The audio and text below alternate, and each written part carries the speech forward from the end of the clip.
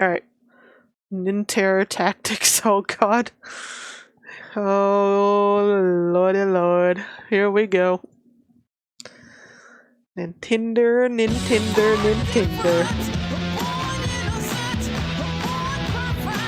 Here we go again.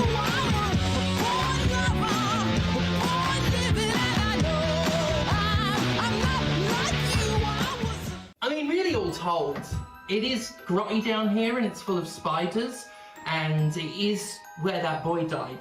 But the acoustics in here are better than the ones upstairs.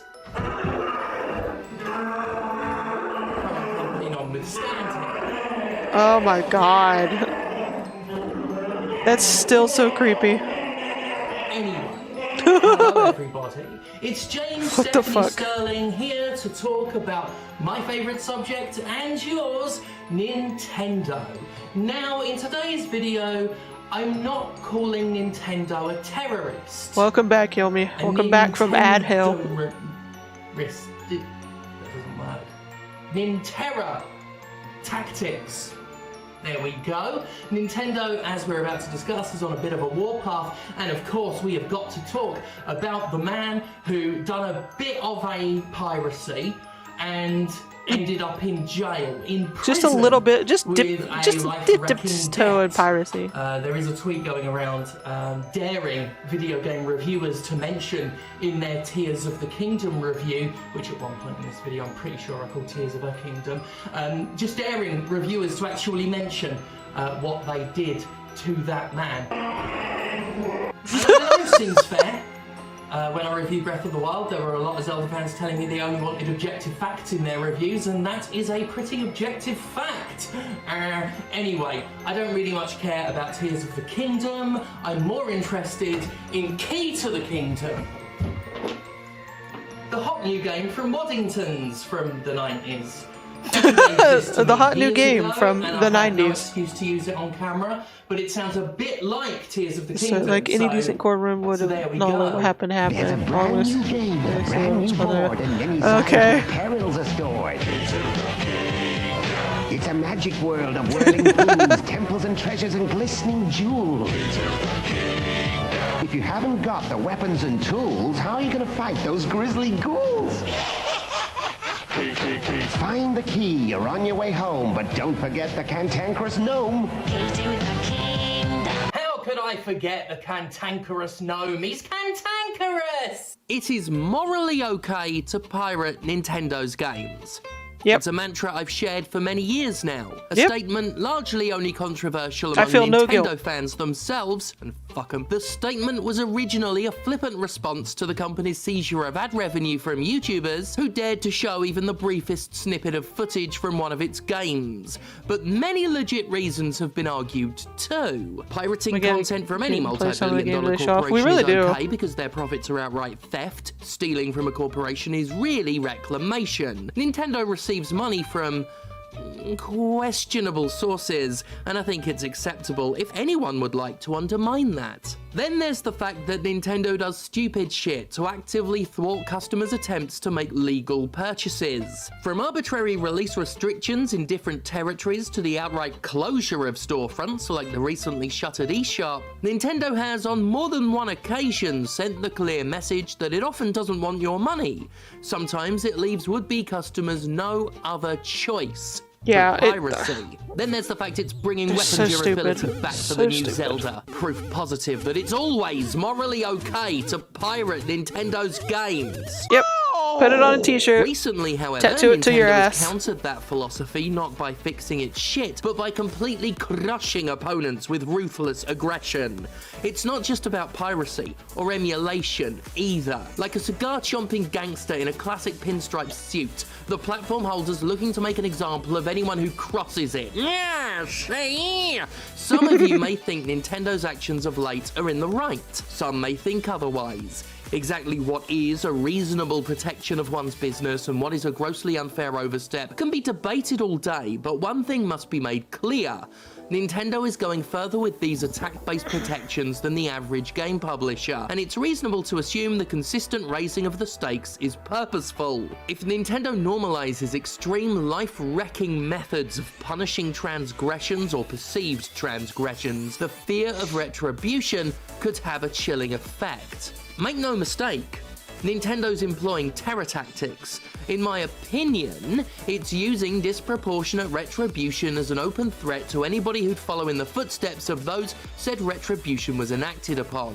In fact, it's a little more than just my opinion, as we'll argue later, it's the explicitly stated point. We will of course be talking about the whole Gary Bowser thing, but there's also Nintendo's alleged exertion of pressure on retail chain GameStop to fire an employee who posted a screenshot on Reddit. This rather dull image of the store's inventory was, in all fairness, a leak, confirming the imminent arrival of a special edition Zelda-themed Switch. You know, the Switch that had already been leaked multiple times since last Christmas, to the point where calling it an open secret would undersell the complete dearth of secrecy on offer. Leaks happen. Yeah, They're common, and the pantomime performed by game companies as they pretend such leaks haven't happened to maintain a sense of control over their big announcements is a performance older than something. Out of metaphors. Usually leaks come Older out, than they something. do the rounds, the leaked thing is announced, and we all go on with our lives. Nintendo, however, as part of its overall campaign of vengeance, is said by this particular leaker to have reached out to the Massachusetts GameStop where he worked to get him fired. Mark insists that while he did post the image, he didn't take the picture himself and used it for a mostly speculative post in which he hoped to get fellow Zelda fans prepared for a potential pre-order announcement. The post itself didn't gain much Technical The post difficulties. itself didn't gain much traction, and Mark didn't think it was altogether a big deal. Nintendo did, and tracked him down, with Mark getting a talking to and being placed on suspension before his eventual termination. A district manager allegedly told him off the record that Nintendo was pushing them for the highest possible punishment instead of suspensions or warnings, a claim backed up by one of Mark's former co-workers. Now look, it's not exactly unfair that if you violate company policy, you risk your job. But while GameStop springs leaks all the time and publishers just roll with it, Nintendo going this far is a level of harsh we just don't see very often in the industry. And it's part of a years-long commitment to pursuing it's kind of beyond ridiculous what they've done over the years. The company is currently trying to subpoena Discord, legally pressuring the messaging platform to hand over personal details of one of its users over some leaked images from the Zelda Tears of a Kingdom art book. The image is circulated via the unofficial server known as the Tears of the Kingdom official Discord server. Nintendo wants all the deets of the user, as revealed in a filing with the Northern District Court of California, pushing for the real name, address, email, and phone number. As well as this one user, Nintendo's legal team compiled a list of users with PDF in their usernames and tried to get the entire Discord server shut down. In some ways, I can hardly blame Nintendo. I heard there's a lot of PDF files on Discord. Hi, Rick Mail here. I don't know if you're like me, immensely rich, talented, handsome. Isn't it a bore?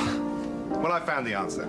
Zelda Link's Awakening from Nintendo. You play a medieval What the elf fuck? named Link. These old ass commercials for video games are Next time fucking you're wacky Rick as Mail, hell. Why not try Zelda Link's Awakening? I think you'll like it. Ciao. Zelda, an inexhaustible Nintendo. Nintendo hates leaks, if you couldn't guess. It's paranoid about them. It keeps strategy guides under tarps in secured areas where recording devices are banned. It's so paranoid. They probably keep games in that big plastic box that Magneto lives in. And maybe you think that's fine. A little less fine, however, is Nintendo electing to be a prize-winning cunt to a seemingly harmless game modder. Nintendo is currently attempting to annihilate the YouTube channel of modder and streamer Point Crow for the crime of creating a multiplayer mod for Breath of the Wild. Nintendo's methods in this case are ones I'm incredibly familiar with, having been subjected to them by a number of oversensitive game developers in the past, and they involve abusing YouTube's copyright system to manipulate its three-strike policy. It started with Nintendo blocking Point Crow's videos about his Nintendo Breath of the is the Wild worst when it multiplayer comes mods to on like copyright grounds, the copyright an action shit. he appealed against. Following Point Crow's dispute, Nintendo upped the ante, issuing a string of calculated Like, they're just so copyright out of strikes touch. in They just multiple don't batches, understand. seemingly in a bid to get those 3 strikes a channel needs to qualify for a complete removal from YouTube. CrowPoint attempted to be reasonable. They're literally and punishing contacted Nintendo, fans for being hoping for an fans. amicable It's like, solution. what the fuck? Rather than dignify the motto with a response, Nintendo went ahead and claimed 20 fucking They've done this more before, and I videos. think it's the second time The on copyright Point Crow. claims went beyond footage of mods to Wouldn't become ever surprise more me. spurious, issuing strikes on videos showing completely unmodified regular old gameplay. In my experienced opinion, these methods are fraudulent and constitute harassment. It's what Gilson B. Pontus notoriously attempted to hurt me with a few years ago and continues to attempt every year. It's a knowing misuse of the copyright system to attempt to bully, That they still haven't distress, fixed, and cause by the way, financial harm YouTube. to a content creator the aggressor doesn't like. To where it's and it's like not so really easy to fucking abuse. shitty. In the wake of Nintendo's bully boy bollock bashing, other creators have been able to They're so out of publicize touch their they own didn't know the Switch experiences, could do with one streamer Bluetooth for revealing headsets 10 for of like his 2 or 3 videos years. were wiped What the out. fuck? This is a little scary because the precedent that they set with this case may apply heavily for their upcoming release of The Legend of Zelda Tears of the Kingdom. As per their decisions to take down gameplay and challenge videos alongside the modified content, it'll be difficult for any content creator to post creative concepts without having the fear of Nintendo exercising their copyright over a video that is in line with their own policies.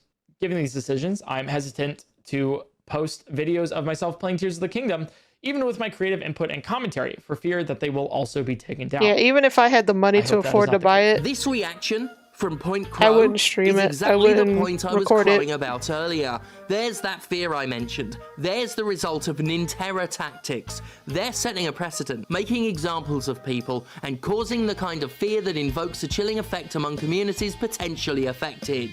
Which brings us to Gary Bowser, and back to the subject of piracy. Gary Bowser is a hacker. Gary Bowser sold devices that enabled piracy.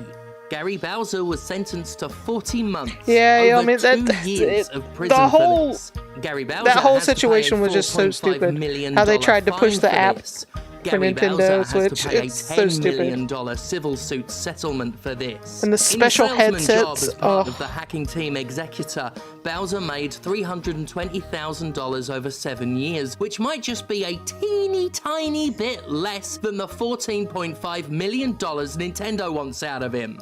Now look, we all know he's never going to be able to give them that much. Nintendo knows he's never going to be able to give them that much. But it's not about that, is it? It's about disproportionately wrecking someone's life so completely and permanently as to ensure nobody else wants to ever conceive of chancing it themselves. Nintendo has fixed it so that it's entitled, for a strictly legal definition of the word entitled, to take a staggering 25 to 30% out of Bowser's personal income for essentially the rest of his life. And they started this by nabbing $175 of the pittance he got working his prison job. Fucking harsh! Of course, when I say Nintendo gets a cut for the rest of his life, that's not the official ruling, it's simply the practical effect. There's so little chance of Bowser paying off the debt while he lives that it might as well constitute perpetuity. Even if you don't think it's so morally fucked up. okay to pirate all of Nintendo's games, and it is, there is no way in rational reality that Nintendo is even the slightest bit sympathetic in this situation. Gary Bowser's physical health is such that prison time presented a very genuine risk. Think about that for a moment. Bowser was at risk of physical harm, and that risk was considered negligible compared to Nintendo's desire to prove a point. That's not recompense. It's a punishment far too big to fit the crime. Corporations who commit far worse crimes pay about the same as Gary did without the prison time and make so much cash that for them it's a comparative slap on the wrist. You know what they say about speeding tickets, right? If some people can afford the fine and some people can't, then speeding isn't the crime. The crime is being poor. It's not a fair system. It's not a justice Yeah, it's just system. it's fucked up. It's spite, is what it is. The very fact Bowser The amount of spent crimes have any been time committed in prison by for this is fucking offensive. corporate people because even if you believe the lie that, that prison literally is a just place of get correction and waved not away revenge, with this particular mounds of example cash. was quite specifically vengeance. The explicit aim being to destroy a man so completely it scares the fucking shit out of everyone. The judge admitted it too. Gavel, gavel, bang, bang. I always tell the jurors, your role is not to send a message. Your role is to decide guilt or innocence on these facts. He said, I don't know if he sounds like that, that's just my judge voice. But my role sometimes does entail sending a message. Dizzy. And there you go. Gary didn't go to prison because he deserved it. By the judge's own apologia, it wasn't a case of deserve. It was a case of satisfying corporate interests, doing Nintendo's dirty work, and performing the legislative equivalent of mounting someone's head on a spike. As far as this bountifully breasted bint is concerned, Nintendo may have made it scarier to leak its info, mod its content, and pirate its games, but the Ninterror tactics it's employing to do so only make it more morally okay to do so. So I just pull the string. Like, I wasn't feeling guilty about pirating Nintendo games in general. Did that work? But now even less so. Good I'm enough. looking forward to pirating them. Right. Hello there. Commander Stephanie Starling, here to tell you about what's gonna happen on May 12th when Effie's big gay brunch comes to Liverpool.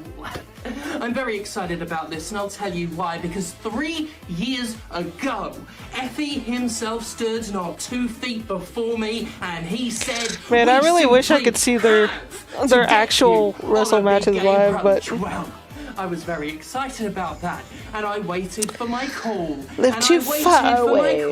And I waited for my call, and then I stopped living in the United States, so I stopped waiting for my call. But they're bringing the brunch to Britain, and the commander can no longer be denied. I am going to finally make it to the brunch, and I am going to do what I do best. Command and conquer. The Rainbow Rumble is mine to win. I have to win. Because, you see, Effie knew a very different Stephanie Sterling. Effie knew a Stephanie Sterling who wasn't sure of themselves, who couldn't find a trainer to take them seriously, who couldn't find enough promotions, who understood what they were. Well, the people bringing the gay brunch to Britain, they come from a world I used to run in. A world I desperately tried to fit into, but never quite could. And now it's in my world, where a fully trained, fully deadly, and fully delicious Commander Sterling reigns supreme. The Rainbow Rumble is where I prove what I've been longing to prove for a very long time, and that is that the world I could never fit into had something special on its hands when it had, past tense, Commander Sterling. Yes, Commander. All told, this is a shorter episode than I have been liking lately. I like to get them to around that sort of 20 minutes level, that sort of American TV show time without the ads. But the Gary Bowser thing, in my opinion, was a lot more cut and dry than I thought it was going to be.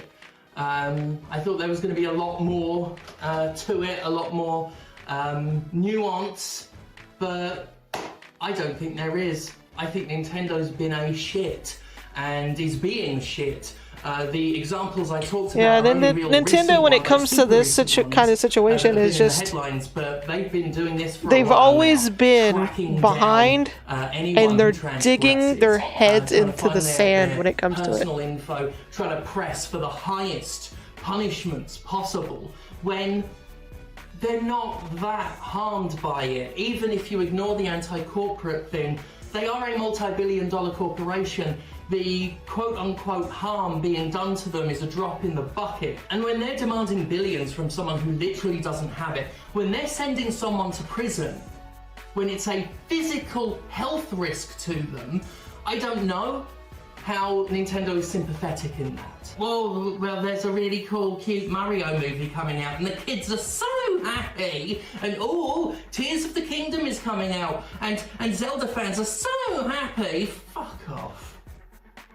At the very least, it deserves calling out. There's nothing to protect. There's nothing to be sympathetic. Yeah, I haven't really been hyped for anything from Nintendo, I'm going to be honest. The only other thing that remains to be said is thank God for me.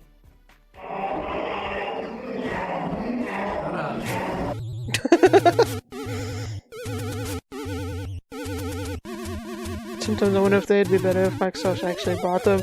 I mean, it'd be interesting to see what the fuck Microsoft would have done with Nintendo shit, but it's like